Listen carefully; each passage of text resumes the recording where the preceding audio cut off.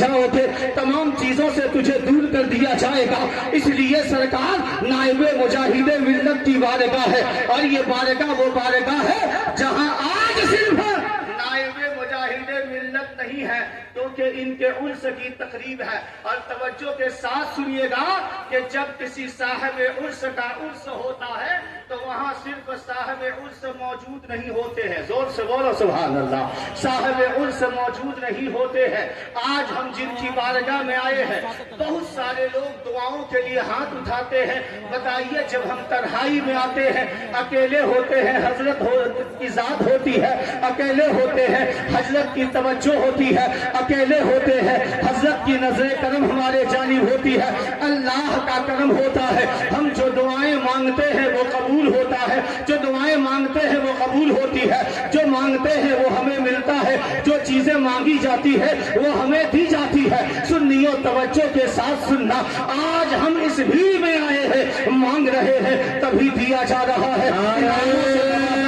تکبیر، نعرہ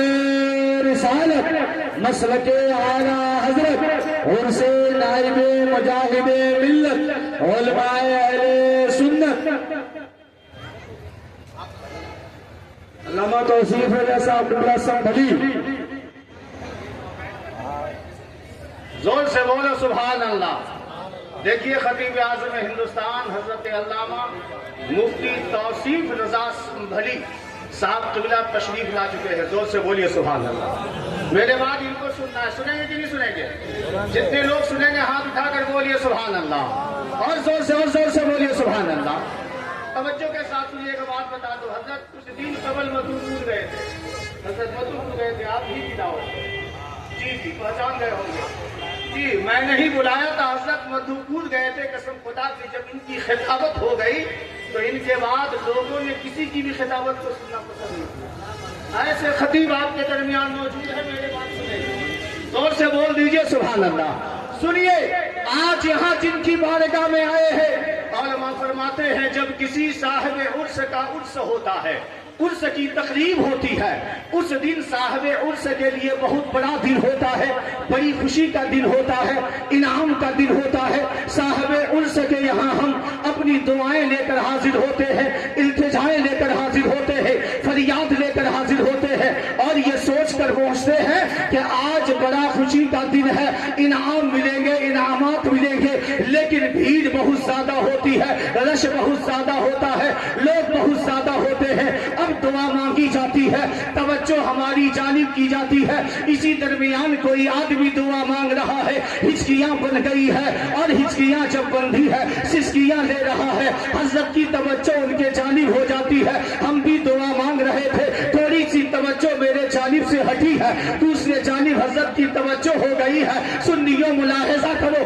لیکن ہمیں بھی محروم کیا نہیں جاتا ہے، ہمیں بھی دھتکارا نہیں کیا جاتا، ہمیں بھی دھتکارا نہیں جاتا ہے، ہمیں بھی بغیر انعام کے بھیجا نہیں جاتا ہے، کیونکہ صاحب عرس کے یہاں جب عرس کی تقریب ہوتی ہے، نائب مجاہد ملت کے یہاں آج حضرت کے عرس کی تقریب ہے، یادگار مجاہد ملت کے عرس کی تقریب ہے۔ ہم اپنے دامن پھیلائے ہوئے ہیں، ہاتھ پھیلائے ہوئے ہیں، چادریں پھیلائے ہوئے ہیں۔ ملاحظہ کرنا، اس عرس کی تقریب میں صرف عوام نہیں آئے ہیں، اس عرس کی تقریب میں صرف علماء نہیں آئے ہیں، اس عرس کی تقریب میں صرف خطبہ نہیں آئے ہیں، اس عرس کی تقریب میں صرف شہداء نہیں آئے ہیں، اس عرس کی تقریب میں صرف نقبہ نہیں آئے ہیں، اس عرس کی تقریب میں صرف حفاظ نہیں آئے ہیں، اس عرس کی تقریب میں صرف صاحب سجادہ ہی موجود نہیں ہے، بلکہ سنیوں علماء فرماتے ہیں جب کسی کے عرس کی تقریب ہوتی ہے وہاں میرے غوث بھی موجود ہوتے ہیں، خواجہ بھی موجود ہوتے ہیں، رضا بھی موجود ہوتے ہیں،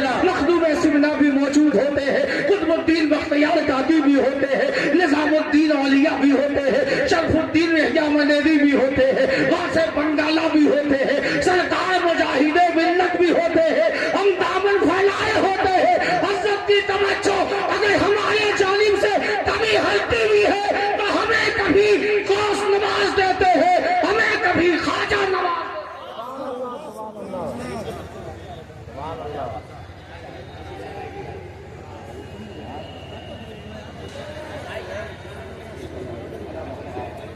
حضرات دیکھیں تمام علماء و شعراء بیٹھے ہوئے، مسافران ادب کا ہے قافلہ اترا، مسافران ادب کا ہے قافلہ اترا، بہت سے اہل سخن اور ادیب بیٹھے ہیں، اور اے موت تجھے آنی ہے تو ابھی آ جا، اے موت تجھے آنی ہے تو ابھی آ جا، ابھی ہم عبد رب کے قریب بیٹھے ہیں۔ انہی اشعار کے ساتھ شاعر اعظم ہندوستان جناب عاقل رضا مراد آبادی آپ کے حوالے۔ عقیل الرحمان صاحب قبلہ کا بس استقبال نعرہ تکبیر و رسالت میں کر لے، ایک ہاتھ حضور مجاہد ملت کے نام پر اٹھائے، دوسرا ہاتھ نائب مجاہد ملت کے نام پر اٹھائے، میرے ساتھ نعرہ لگا لے، نعرہ تکبیر، نعرہ رسالت، مسلک اعلی حضرت عرس نائب مجاہد ملت، نعرہ تکبیر۔